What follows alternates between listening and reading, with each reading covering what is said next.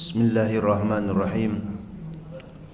Assalamualaikum warahmatullahi ta'ala wabarakatuh.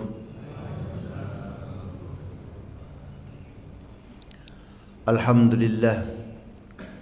Alhamdulillah wa bihamdihi adada khalqih wa ridha nafsih wa zinata arshih wa midada kalimatih. Ashhadu an la ilaha illallah wa ashhadu anna Muhammadan abduhu wa rasuluh la nabiyya ba'dah. Ballaghar risalah wa addal amanah wa nasahal ummah wa azalal gummah. Allahumma salli wa sallim ala nabiyyina Muhammad ibn Abdullah wa ala alihi wa sahbihi ajma'in. Subhanaka la ilma lana illa ma 'allamtana innaka antal alimul hakim. La haula wa la quwwata illa billahil aliyyil azim. Allahumma inna nas'aluka ilman nafi'a wa rizqan tayyiba wa amalan mutaqabbala. Raditu billahi rabba wa bil islami dina wa bi Muhammadin nabiyyan wa rasula. Subhanallah wa bihamdihi adada khalqih wa ridha nafsih wa zinata arshih wa midada kalimatih. A'udzu bi kalimatillahi tammati min syarri ma khalaq. Bismillahilladzi la yadurru ma'asmihi syai'un fil ardi wala bis sama wa huwas samiul alim. Amma ba'd.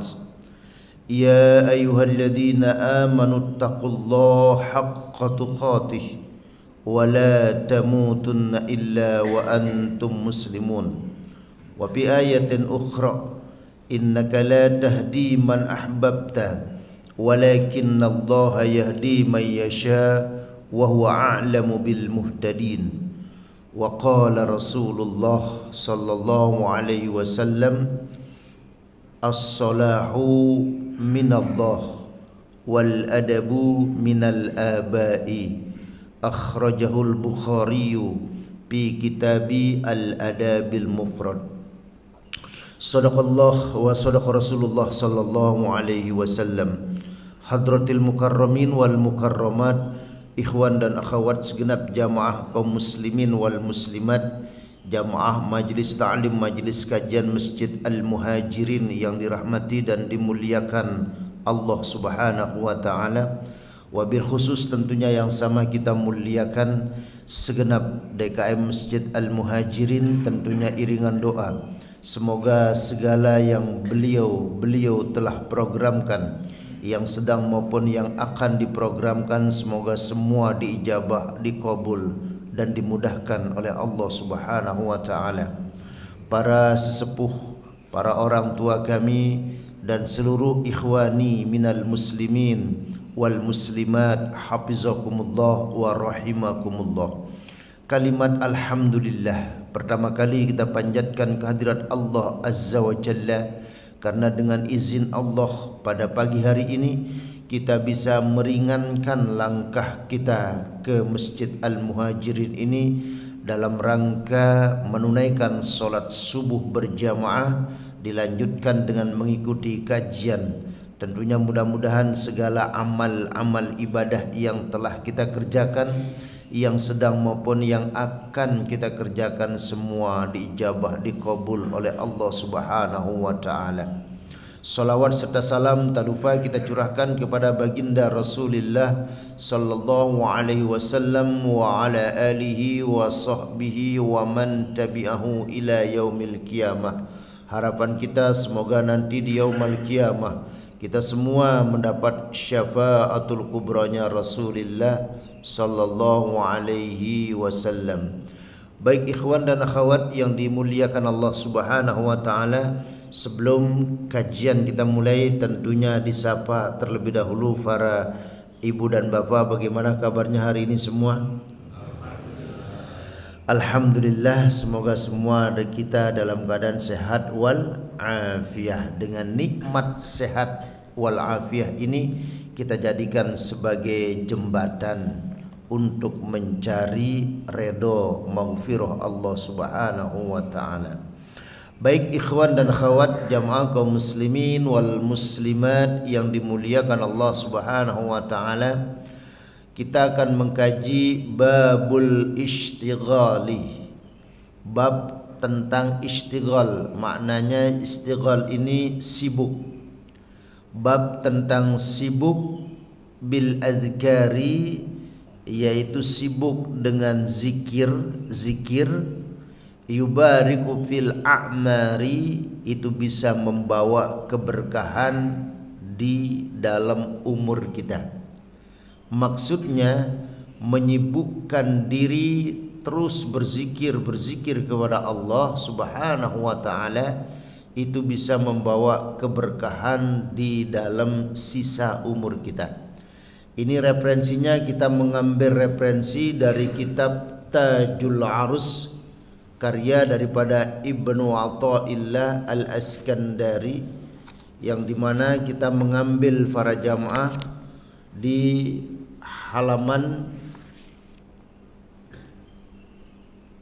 69, kitab Tajul Arus Al-Hawi li Tahdhibin Nufus, karya daripada Ibnu Athaillah Al-Askandari.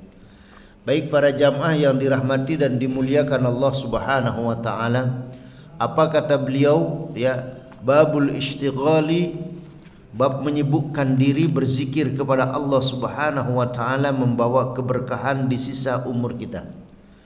Beliau menyebutkan man qaraba faragha umrihi, man faragha faragha umrihi, barang siapa yang sadar, barang siapa yang mengetahui akan sisa umurnya. Nah, siapa di antara kita yang sadar akan sisa umur kita? Dari mana kita menyadari, dari mana kita mengetahui sisa umur kita para jamaah? Tentu patokannya adalah baginda Rasulullah sallallahu alaihi wasallam, yang beliau merupakan Habibullah, kekasihnya Allah, yang dimana Nabi Muhammad itu selalu dipuja-puja oleh Allah di dalam Al-Quranul Karim. Bahkan sering kita mendengar sepotong ayat, wa innaka la'ala khuluqin azim. Wahai Muhammad, engkau benar-benar memiliki akhlak yang mulia. Pujian-pujian Allah kepada baginda Rasulullah sallallahu alaihi wasallam. Namun Rasulullah yang begitu disayang oleh Allah, hanya kalau kita membaca sejarahnya, kurang lebih 63 tahun Allah berikan umur di dunia ini. Dari sinilah kita mengambil suatu rujukan para jamaah.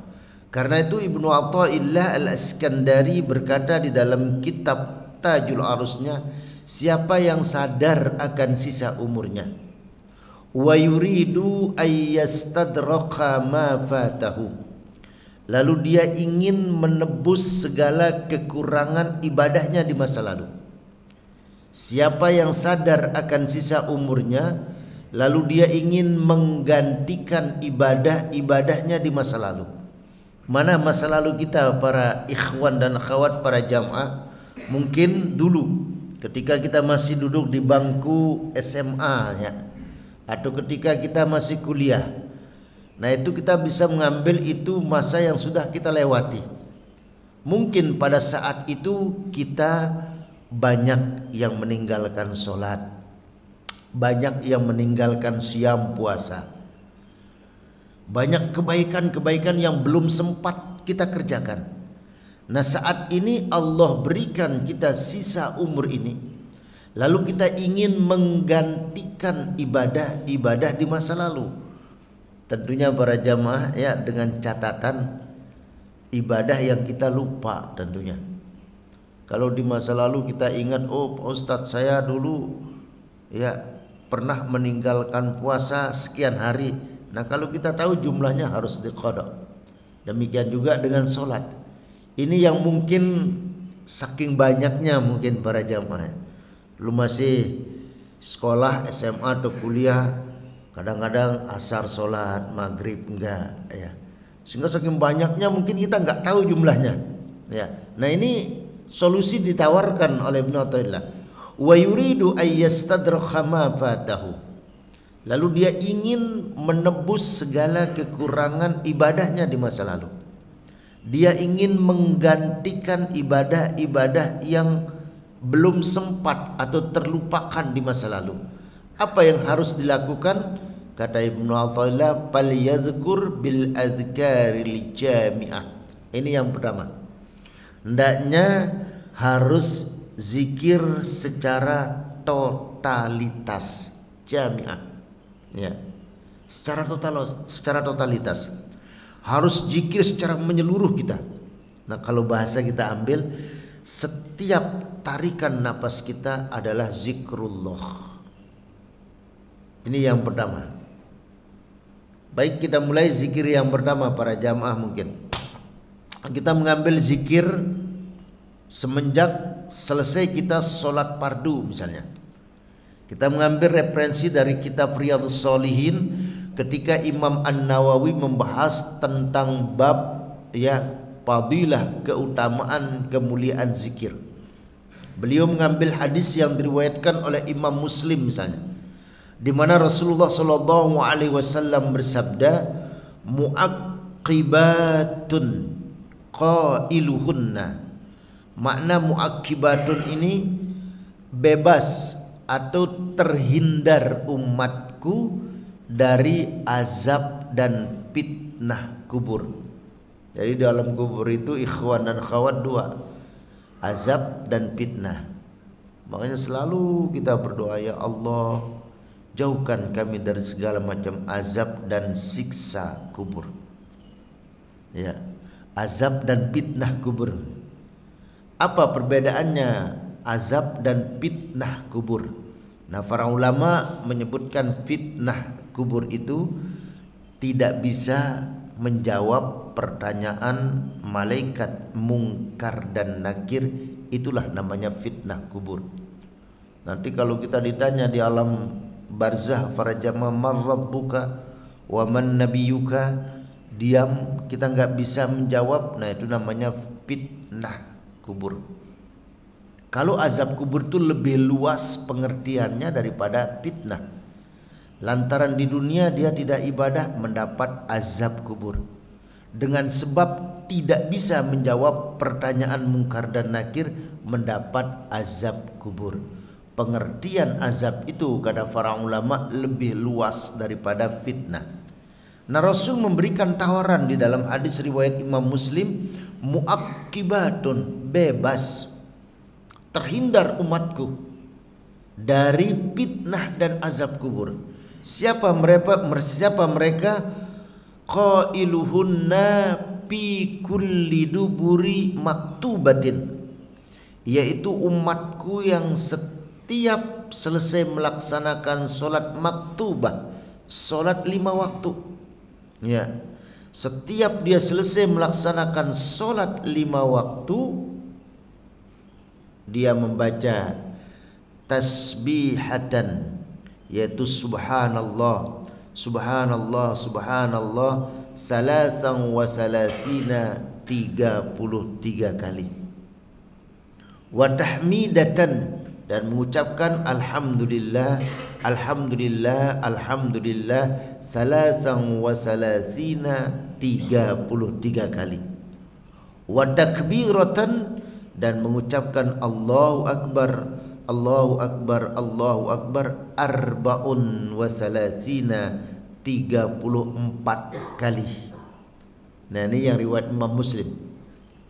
Jadi kenapa pada lafaz takbir Allahu Akbar 34 kali? Supaya jumlah keseluruhannya 100. Jadi ini dalilnya. Kalau selama ini mungkin ikhwan dan akhwat kita setiap selesai sholat fardu kita baca. Nah, hari ini kita menemukan dalilnya. Maka ketika kita ketemu dengan dalilnya, itu bisa membuat dan menambah keistiqomahan kita, menambah kekhusyuan kita, menambah keyakinan kita. Karena itu kita berikrar di dalam qalbun, di dalam hati kita, mulai kita hari ini ya, setiap selesai sholat fardu jangan pernah ditinggalkan subhanallah, alhamdulillah, Allahu akbar ini, sesibuk apapun kita. Bahkan ada yang sangat penting, urgen sekali, misalnya para jamaah begitu selesai sholat, assalamualaikum warahmatullah, assalamualaikum warahmatullah, sambil jalan aja, subhanallah, subhanallah, subhanallah, subhanallah. Yang penting 33, 33, 34. Kenapa? Karena padilahnya, keutamaannya yang luar biasa. Muaqibatun, sabda Rasulullah. Terhindar kita dari azab dan fitnah kubur. Nah, inilah yang disebutkan bahwasanya amalan yang bisa ya menebus kekurangan ibadah kita di masa lalu adalah dengan zikir. Mulai kita zikir ba'da sholat fardu, selesai sholat fardu. Lalu yang kedua ya, zikir apa yang kita baca ya? Kaqaulihi subhanallahil azim wa bihamdihi adada khalqi wa ridha nafsi wa zinata arsy wa midada kalimatihi. Nah, ini membacanya. Apa bunyi teks hadisnya tentang amalan ini? Bahwasannya disebutkan Rasulullah sallallahu alaihi wasallam bersabda, an Ibni Abbasin, dari Ibnu Abbas, an Juwairiyah anna Nabi sallallahu alaihi wasallam, dari Juwairiyah binti Al-Haris, dari istri Rasulullah, namanya Juwairiyah binti Al-Haris, itu nama istri Rasulullah. Anna Nabi sallallahu alaihi wasallam kharaja min indiha bukratan. Ini suatu kisahnya. Rasulullah di pagi hari ketika Rasulullah tidur ya, Rasulullah nginap di rumahnya Juwairiyah, maka Rasulullah sallallahu alaihi wasallam di pagi hari itu kharaja, keluar ya, untuk apa? Hina shallas subha, untuk melaksanakan sholat subuh. Jadi ini Rasulullah tidur di rumahnya Juwairiyah, istrinya Juwairiyah binti Al-Haris. Pagi hari subuh Rasulullah pergi ke masjid. Wahia, dan dia ya, hiya itu untuk perempuan, dia hiya Fatimah. Berarti hiya di sini maksudnya siapa? Dia Juwairiyah, istrinya Rasulullah. Wahia, dan dia Juwairiyah ini pi masjidiha, duduk di tempat zikirnya. Jadi di rumah ada masjid, ada tempat zikirnya Juwairiyah. Rasul pergi ke masjid, Juwairiyah duduk di tempat zikirnya. Summa ya, kemudian, nah ini para jamaah, summa kalau menemukan dalam hadis Quran, summa radadnahu asfala safilin summa latus alunna yawma idina anin naim. Summa itu artinya kemudian, kemudian ya. Nah, kalau summa rekon itu kita nggak tahu maknanya, dia dikasih tambahan rekon aja kali dia. Pinter juga dia mengambil dari summanya. Kalau summa ada dalam bahasa Arab, summa ya, kemudian. Di sini summa, kemudian ya. Roja'a, Rasulullah itu pulang ba'daan adha, selesai sholat fardu, selesai sholat duha. Jadi pagi Rasulullah ya, kayak kita ini para jamaah berangkat ke masjid sholat subuh, pulangnya entar selesai sholat duha. Nah, kapan sholat duha itu para jamaah? Sepakat para ulama, waktu sholat duha yang afdol. Ini yang afdol nih. Waktu sholat duha yang afdol ketika matahari setinggi tongkat, atau ukurannya, karena di zaman Nabi belum ada sa'ah, belum ada jam ya. Atau ukurannya waktu yang paling afdol melaksanakan sholat duha, kalau kita keluar rumah kena tubuh kita dengan sinar matahari, terasa sinar matahari itu panas. Berarti sekitar jam setengah 10 atau jam 10. Itulah waktu yang paling afdol. Meskipun jam 7, setengah 8 ya, kita sholat duha silakan, waktunya sudah masuk. Tapi kalau jam 7 kita keluar rumah, kena sinar matahari belum terasa panas. Ya. Jam 8 juga belum begitu panas. Tapi kalau keluar setengah 10 atau jam 10, nah udah terasa panas. Itulah waktu yang afdolnya melaksanakan sholat duha. Berarti kalau Nabi berangkat sholat subuh ke masjid, pulang dari masjid sekitar jam setengah 10 atau jam 10. Nah, ada kita jamaah di sini. Jamaah kita al-muhajirin, kita berangkat dari rumah ya, sholat subuh, nanti pulangnya setengah 10 atau jam 10. Nah, ini kan sunnah Nabi gitu. Ilmu itu para jamaah kalau kita tahu harus diamalin setiap saat. Enggak mampu setiap hari, sekali sepekan. Enggak mampu sekali sepekan, sekali sebulan. Enggak bisa sekali sebulan, ya sekali setahun. Enggak bisa juga ya sekali 2 tahun, enggak bisa juga sekali seumur hidup. Nah, dicoba aja para jamaah. Ada satu hadis menyebutkan keringanan ya para jamaah. Nabi berangkat dari rumah sholat subuh, pulangnya selesai sholat syuruk. Ada satu riwayat itu menyebutkan. Nah, mungkin kita sering melakukannya riwayat yang ini, habis sholat syuruk baru kita pulang gitu. Nah, ini yang hadis dari Juwairiyah ini ya, Rasulullah ya menceritakan tentang istrinya Juwairiyah. Rasulullah itu pulang selesai sholat duha ya. Nah, ketika Rasulullah roja'a ba'da an adha, selesai Rasulullah ya pulang selesai sholat duha, wahia dan dia ya berarti Juwairiyah, dan dia Juwairiyah ini jalisatun, pulang Nabi sampai di rumah masih dia melihat istrinya Juwairiyah duduk di tempat yang tadi. Coba, tidak beranjak Juwairiyah. Dari Nabi berangkat ke masjid sebelum subuh, Nabi pulang jam 10, tetap aja Juwairiyah masih zikir. Nah, ini bagi akhwat istri kita, ada istri kita kayak begitu juga. Kita ini berangkat subuh ke masjid, nanti pulang jam 10 kita lihat istri masih aja zikir, subhanallah.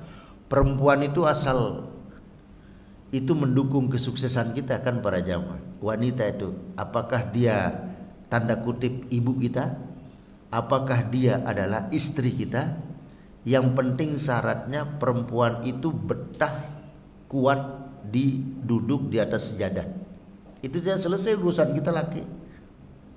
Kita bisa sukses ya, keberhasilan demi keberhasilan akan kita raih, keberuntungan demi keberuntungan akan kita dapat ya, kebahagiaan demi kebahagiaan kita akan peroleh kalau wanita yang di belakang kita itu dia adalah sosok ibu kita, nenek kita ya, atau dia adalah sosok istri kita kalau berkeluarga. Tapi ini wanita ini kuat di atas sejadah duduknya. Persis mungkin seperti Juwairiyah ini. Juwairiyah ini duduk dia di atas sejadah dari semenjak subuh sampai jam 10. Ya. Ini udah sejadah pasti dengan doa-doa yang terkumpul untuk kita. Nah, ini yang membuat orang atau laki-laki itu berhasil, sukses. Nah, karena itu ketika Rasulullah pulang, Juwairiyah masih duduk. Faqala, lalu Rasulullah berkata, apa ucapan Rasulullah sallallahu alaihi wasallam, laqad qultu ba'daki arba'a kalimatin salasa marratin. Laqad qultu ba'daki arba'a kalimatin, wahai Juwairiyah, kalau kamu membaca arba'u kalimatin 4 kalimat, salasa marratin sebanyak 3 kali. 4 kalimat kamu baca 3 kali. Lau uzinat bima kulti mundal yaum, andai ditimbang pahalanya, ditimbang pahala kemuliaannya, maka sama timbangan pahalanya dengan kamu zikir dari subuh sampai waktu duha itu. Asal engkau baca 4 kalimat ini. Mana 4 kalimat itu? Subhanallah wa bihamdihi adada khalqi 1 kalimat, wa ridha nafsi 2 kalimat, wa zinata arsyih 3 kalimat, wa midada kalimati 4. Ini 4 kalimat ini kita baca ya pada subuh, ya. Maka timbangan pahalanya para jamaah sama dengan orang yang zikir dari subuh sampai jam 10. Berarti mungkin ya istri kita atau kita belum sempat para jamaah dari subuh sampai ya waktu duha zikir belum sempat, ya baca ini subhanallah wa bihamdihi adada khalqih wa ridha nafsi wa zinata arsyih wa midada kalimati. Subhanallah wa bihamdihi adada khalqih wa ridha nafsi wa zinata arsyih wa midada kalimati. Inilah zikir yang kedua yang kita baca. Kita ingin menggantikan kebaikan di masa lalu. Zikir selesai solat fardu, terus zikir selesai solat subuh ini. Jadi jangan kita tinggal ini zikirnya. Nah ini yang beliau sebutkan ya. Maka beliau berkata, idza fa'ala dzalika, jika ini yang engkau lakukan. Artinya tadi sini yang kita lakukan zikirnya selesai solat 5 waktu, subhanallah, alhamdulillah, Allahu akbar. Lalu zikir pada solat subuh, saral umru al-qasira, maka umurmu yang qasir, yang tinggal sedikit. Umur kita yang tinggal dikit nih, ya. Tawilan akan menjadi panjang, akan membawa kepada keberkahan. Jadi sisa umur kita yang tinggal sedikit itu akan membawa keberkahan jika ini yang kau lakukan. Baru 2 hal yang beliau berikan kepada kita. Zikir ba'da salat fardu dan zikir selesai salat subuh.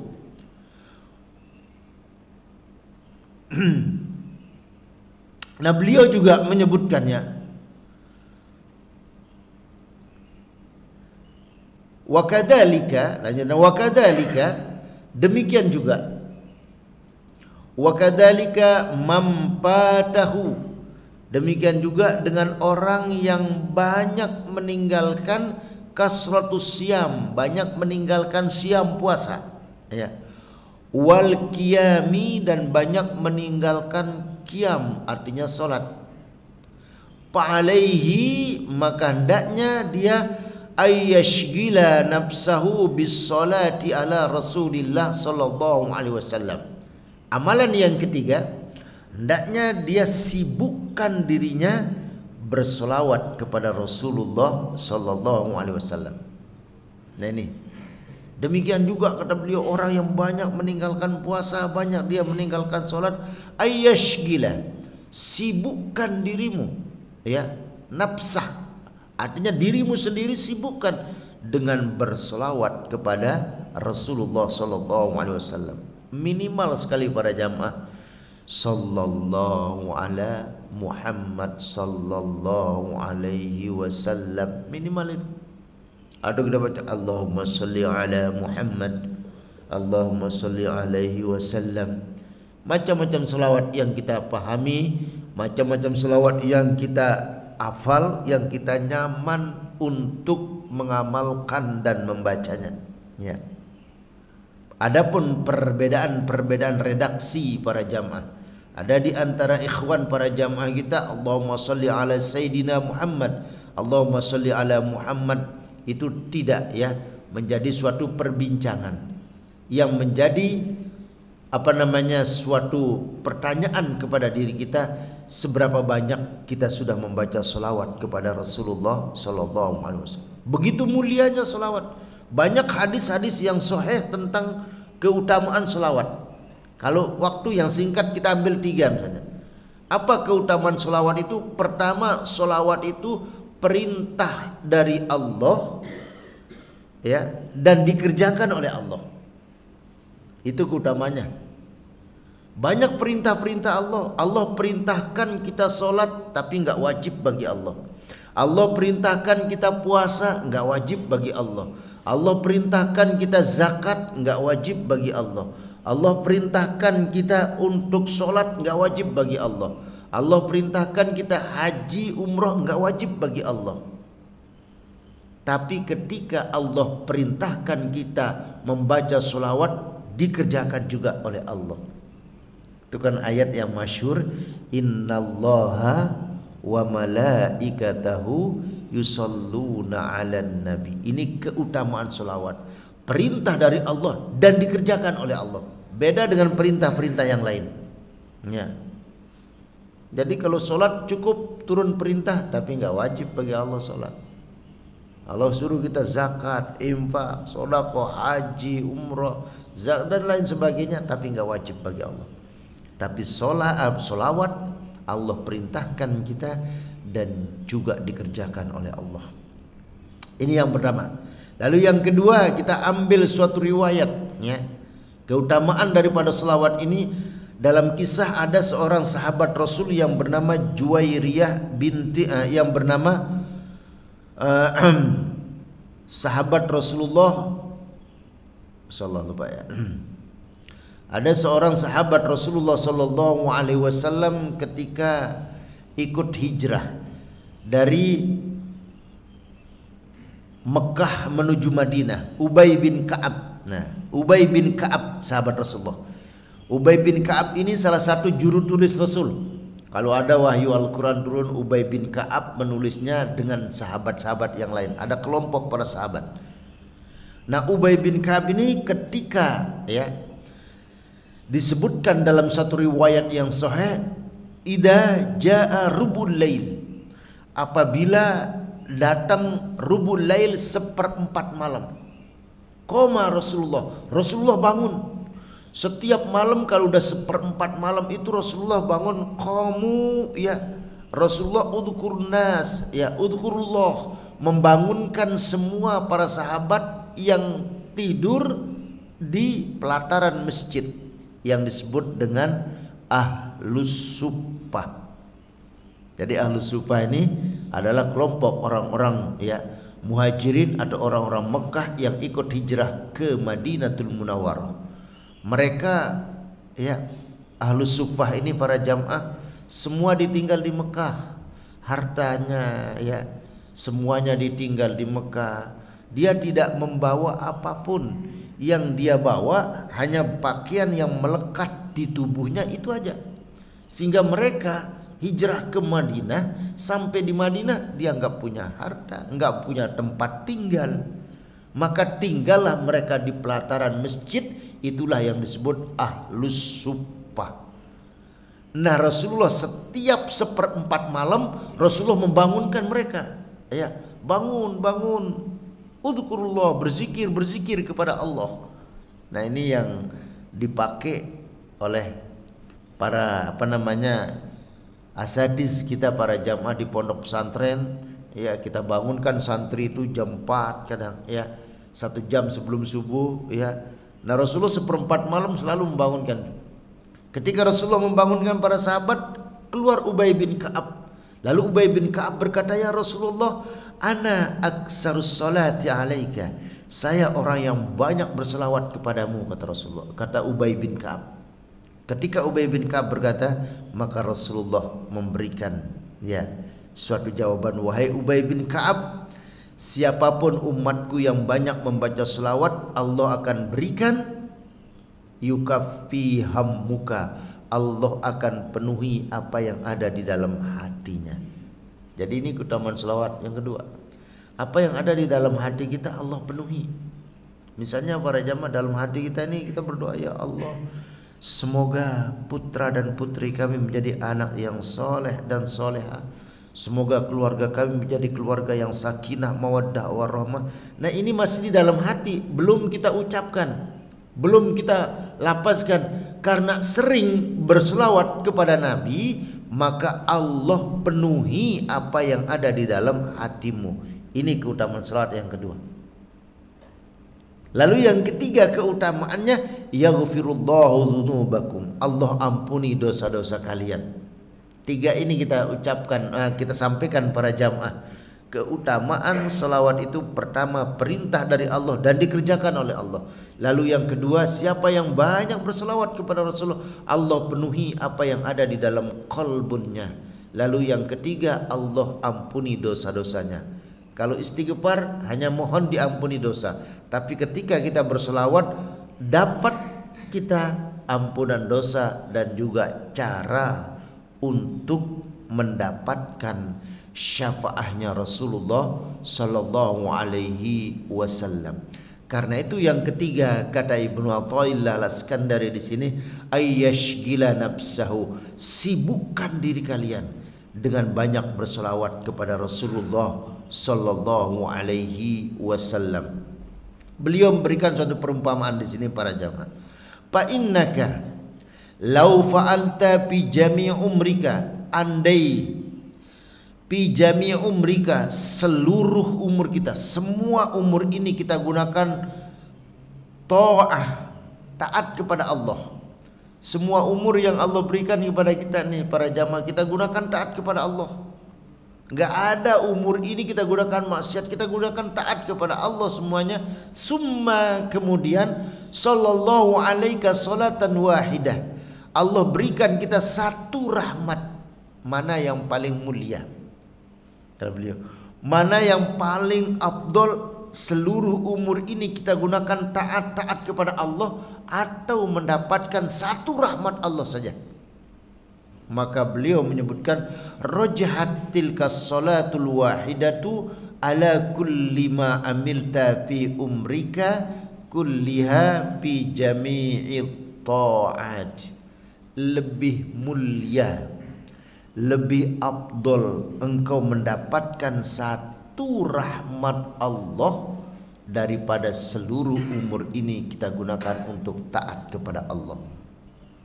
Jadi perbandingannya begitu, ya. Mana lebih mulia, seluruh umur ini kita gunakan taat kepada Allah atau mendapatkan satu rahmat Allah?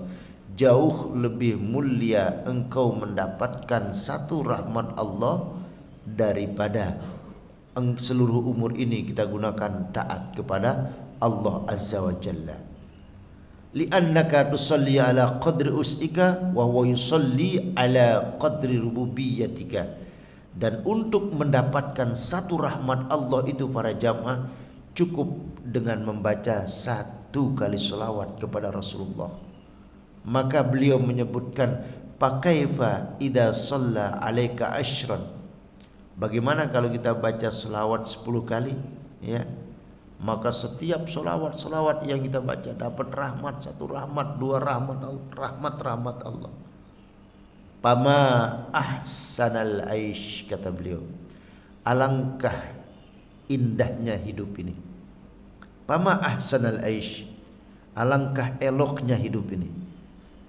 Berarti hidup yang paling indah itu seperti apa? Beliau menyebutkan ahsanul aish, kehidupan yang paling indah adalah idza ata'tallaha fihi bidzikrillah ta'ala, apabila kalian taat kepada Allah dengan zikir kepada Allah, au bisalatin ala Rasulillah sallallahu alaihi wasallam, atau dengan berzikir kepada Rasulullah sallallahu alaihi wasallam, ya. Itulah hidup yang paling indah. Jadi kita bisa taruh di status kita kalau begitu, ikhwan dan akhwat. Oh, hidup yang paling indah ketika kita taat kepada Allah dengan zikir dan selawat. Dua, zikir itu bisa makna doa, zikir, selawat, zikir, selawat. Sama kepada jamaah, kalau kita punya rezeki pergi umrah atau haji, tujuannya kan Mekah Madinah, Mekah Madinah. Dua saja amalan di situ, nggak perlu banyak. Sampai di Mekah zikir, doa. Apakah zikir dalam menghatamkan Al-Quran? Udah zikir doa itu aja di Mekah. Sampai di Madinah nggak usah banyak, solawat dan solawat terus, selesai. Ini dalil yang disebutkan di sini dia, bahwasannya ahsanal aish, kehidupan yang paling indah saat kita taat kepada Allah dengan zikir, dengan berdoa, ya, atau dengan berselawat kepada Rasulullah sallallahu alaihi wasallam.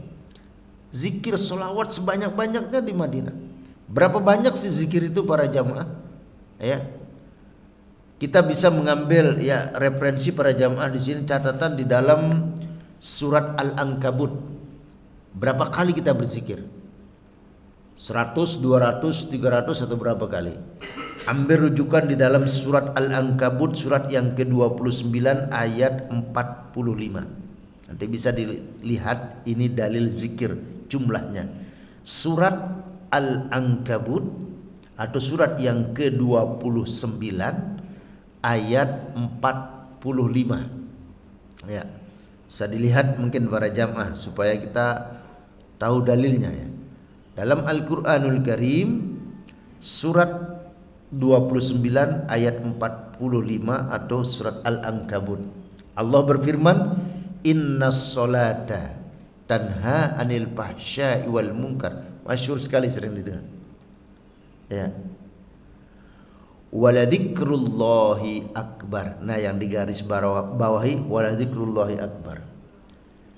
Ada potongannya ya, ayatnya di dalam Al-Ankabut 29:34 ya.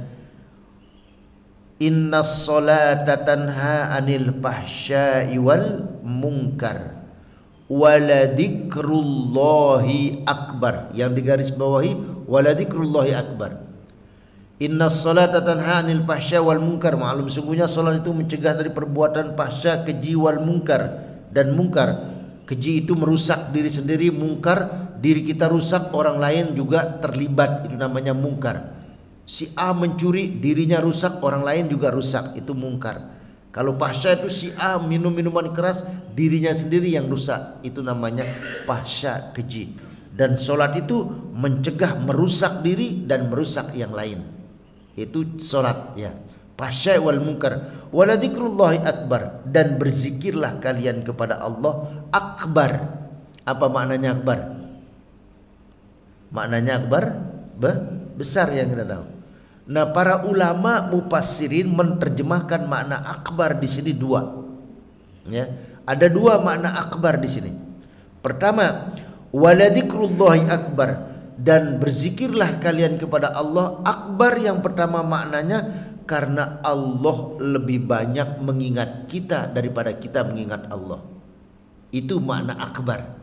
Berarti kalau diterjemahkan waladikrullahi akbar, dan berzikir kalian kepada Allah karena sesungguhnya Allah lebih banyak mengingat kalian daripada kalian mengingat Allah.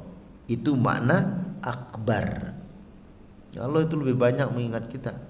Kebaikan Allah itu subhanallah para jamaah, semenjak hitung dari semenjak akil balik sampai hari ini, banyak kebaikan-kebaikan yang Allah berikan kepada kita.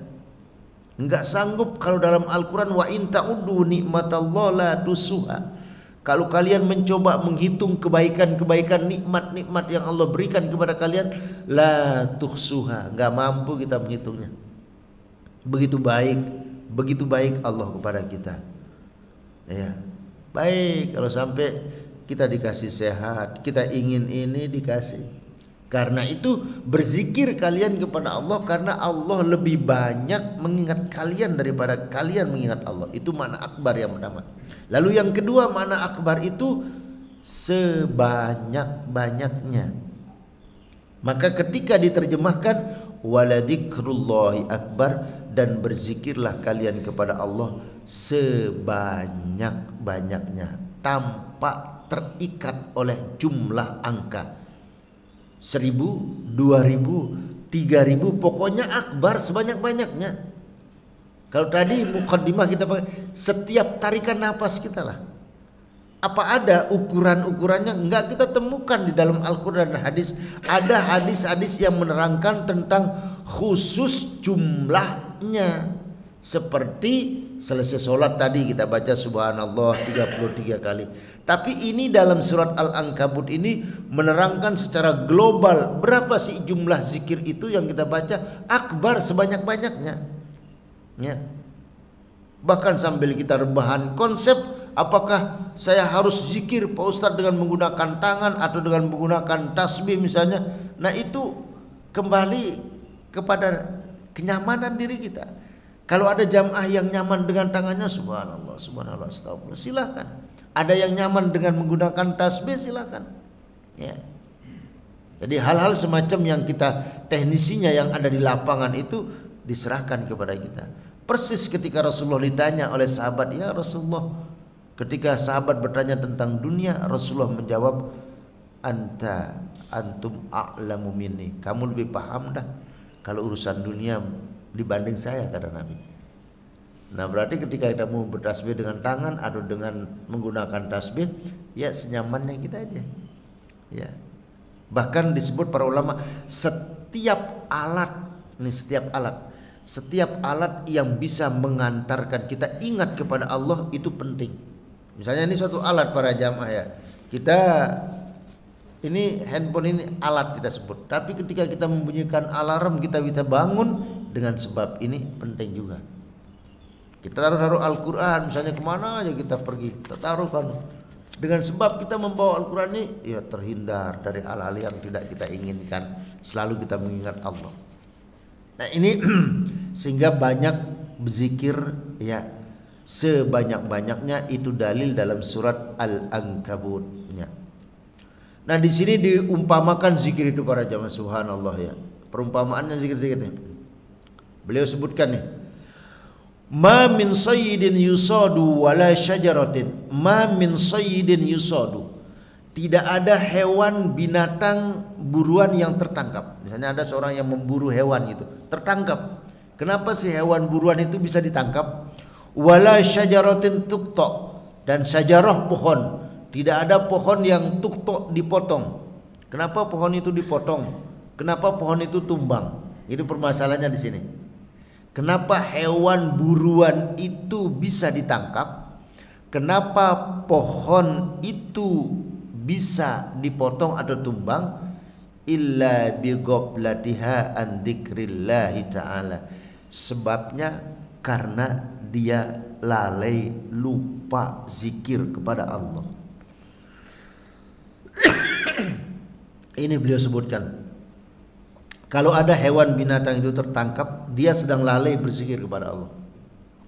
Kalau ada pohon-pohon itu dipotong atau tumbang, pohon itu sedang lalai, lupa zikir kepada Allah. Coba di dalam Al-Quran para jamaah lihat ya, surat Al-Hasyr ayat yang terakhir. Surat Al-Hasyr itu surat yang 5.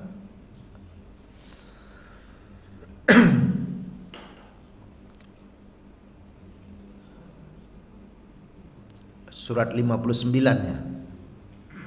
Surat 59 tadi ini.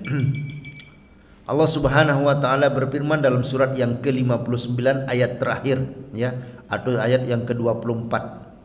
Huwallahul khaliqul bari'ul musawwir.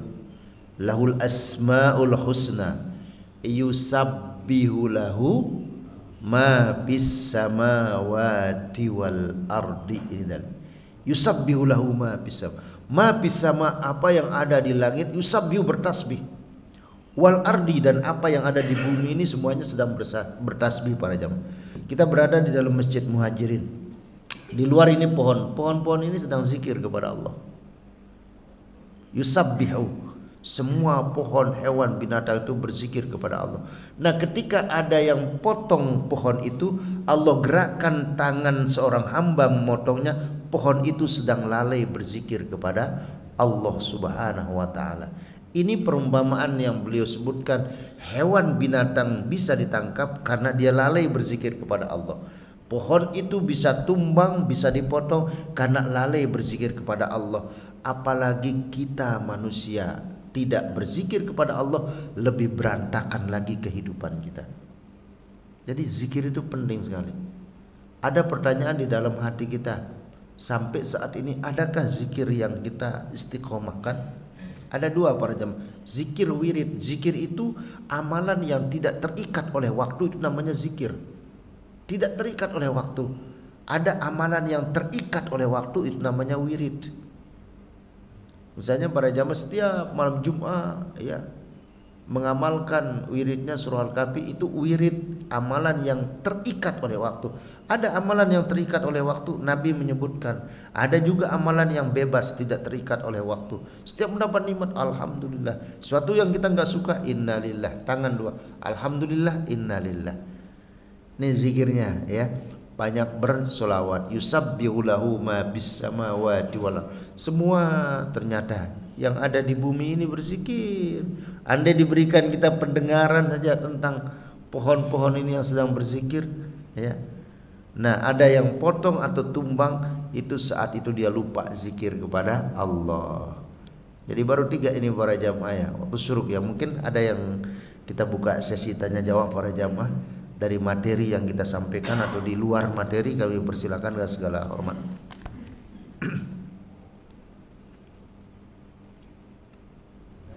Ya, silakan.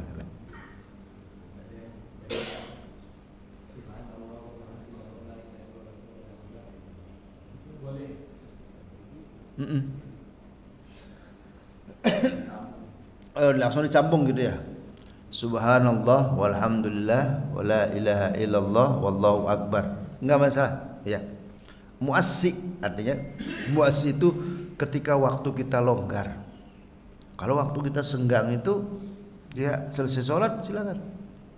Tapi ketika waktu kita yang mungkin para jamaah di antara kita memiliki ada suatu kebutuhan keperluan, pakai yang tadi subhanallah subhanallah alhamdulillah alhamdulillah Allahu akbar Allahu akbar ya.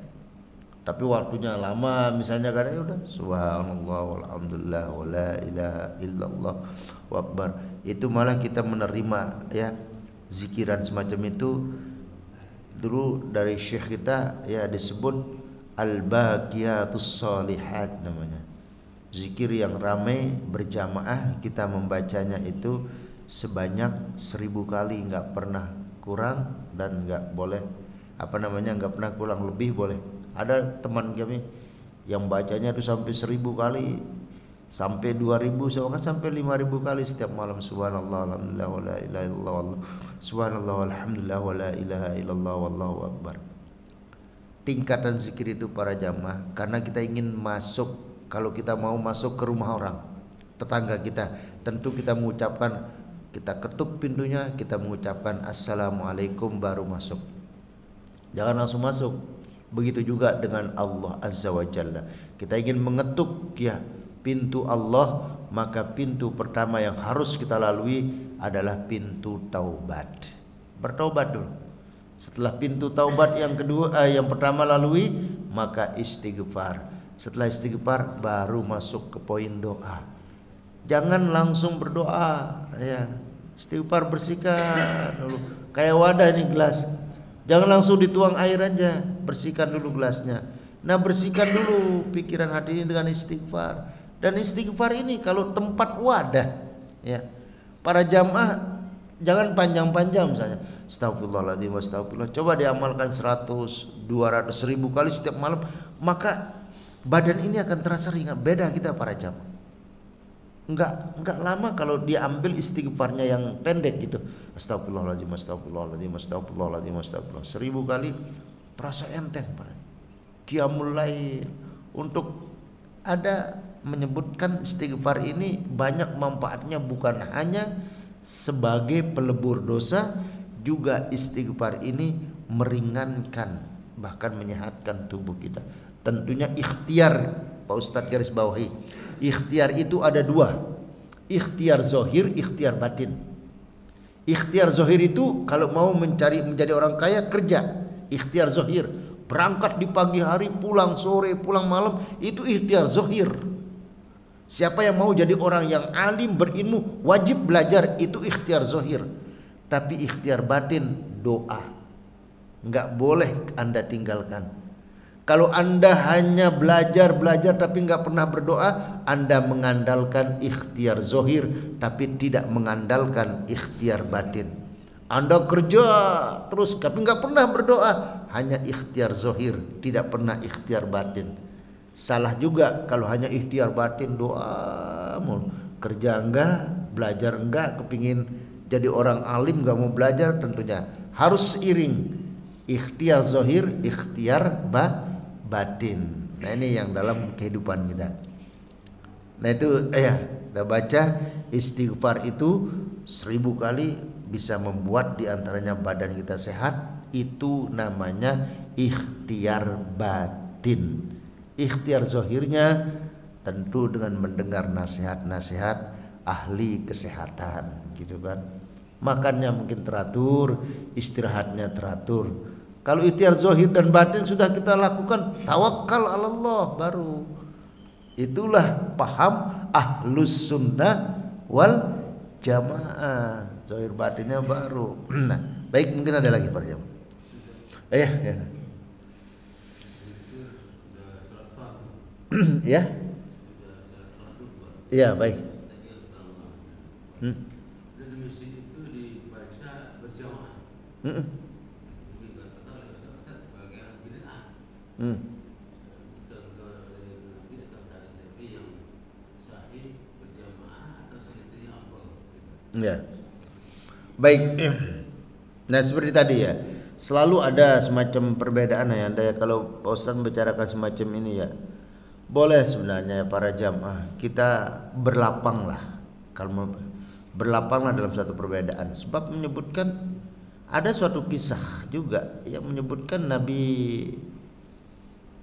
Musa apa Nabi siapa itu, dia tuh sampai mencari teman itu, nggak pernah dia mau makan sendiri, mencari teman ya kalau dia belum berjamaah gitu.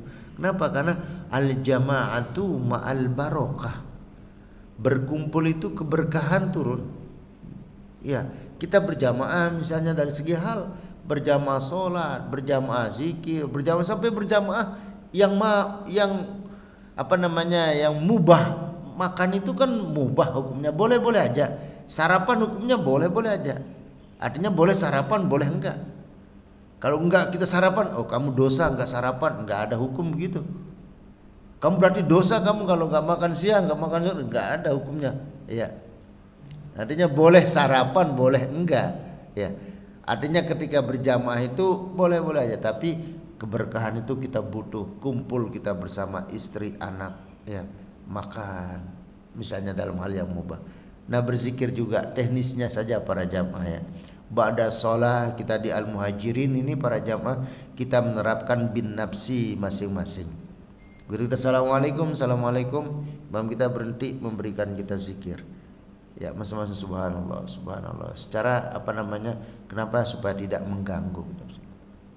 Tapi kalau untuk litarbiyah, untuk mendidik, harus bersuara. Kalau menurut Pak Ustaz mendidik, misalnya anak-anak TK atau anak-anak yang masih PAUD gitu, harus kita suruh dia bersuara supaya kita cek bener enggak hafalannya gitu. Lalu begitu sholatnya Allahu Akbar, kita cek. Nah, nggak bisa kita ngecek bacaannya pas atau enggaknya kalau dia nggak bersuara kan. Tujuannya litarbiyah, untuk mendidik anak-anak kita yang kecil, harus suruh dia bersuara. Ketika di rumah dia berdoa misalnya, ya Rabbil firli wali harus dia suruh bersuara supaya kita tahu. Ya. Nah Nabi, nah kita menerapkan di sini para jamaah ba'da sholah bin nafsi ya, masing-masing kita, masing-masing berzikir dengan sendiri. Allahu a'lam bishawab. Baik para jamaah. Ya. Ada lagi? Oh, waalaikumsalam warahmatullahi.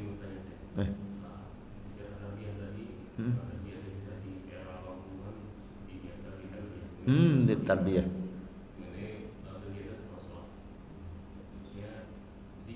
Iya.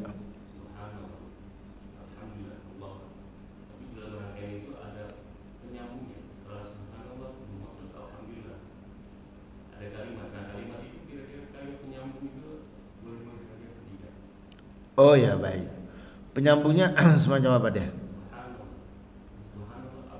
Oh ya. Ya, misalnya subhanallah, ya subhanallah walhamdulillah. Pemberitahuan penyambungnya sudah sampai ini hitungannya gitu jumlahnya, ya. Sudah ada sama. Oh iya, boleh-boleh aja, nggak masalah, ya. Sama dengan kita sholat, boleh aja kita berdoa secara totalitas tapi dengan bahasa Arab, gitu kan, menyambung sholat. Bacanya kan subhana rabbiyal a'la wa bihamdi subhana rabbiyal a'la, selesai kan.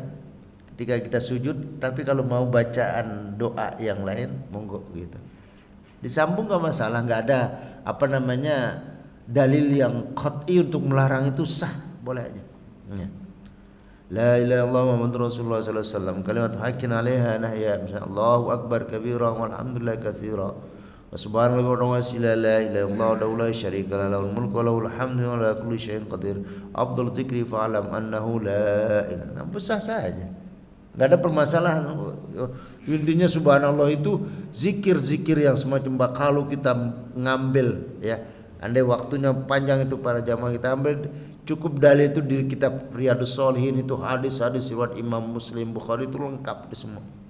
Ya, menerangkan tentang keabsahan apa yang kita amalkan selama ini. Ternyata enggak hanya kita peroleh dasar-dasar itu muncul dari hadis-hadis Rasulullah Sallallahu Alaihi Wasallam. Nah, tinggal kita mengamalkan semacam itu para jamaah ya. Kondisinya mau berjamaah, mau secara sendiri silahkan. Tapi walaupun berjamaah juga tetap kita memakai hitungan sendiri. Kenapa? Belum tentu ya. Nanti imamnya misalnya udah sampai 33, nah kita baru 30 kurang 3 kan, berarti karena ngikut aja. Nah, sebaiknya untuk mengontrol. Nah, Allahu a'lam bishawab. Yang penting intinya para jamaah, jangan pernah kita lepas zikrullah, berzikir kepada Allah Subhanahu wa taala. Karena itulah yang disebut di sini kehidupan yang paling indah adalah ketika kita taat kepada Allah dengan banyak berzikir dan solawat kepada Rasulullah. Dua aja yang kalau bahasa kita punya antem, dua ini itu udah zikir, doa, solawat, zikir, doa, solawat, selesai. Jenuh kita misalnya lelah dalam zikir solawat, zikir kita berdoa, solawat, zikir, doa, solawat. Sambil santai sebenarnya solawat itu banyak. Sallallahu ala Muhammad sallallahu alaihi wasallam, sallallahu ala Muhammad sallallahu alaihi wasallam, bentuk cintanya kepada Rasulullah sallallahu alaihi wasallam. Nah, mudah-mudahan kita semua nantinya beserta jamaah kita semua, zuriyah keturunan kita semua mendapat syafaatul kubronya Rasulullah sallallahu alaihi wasallam. Selalu diingatkan memasuki bulan Rajab ini para jamaah, ada waktu, ada kesempatan kita para jamaah siam puasa ya. Puasa yang lazim kita mungkin lakukan hari Kamis, hari Senin, nanti tambah dengan puasa yaumul bidnya ya.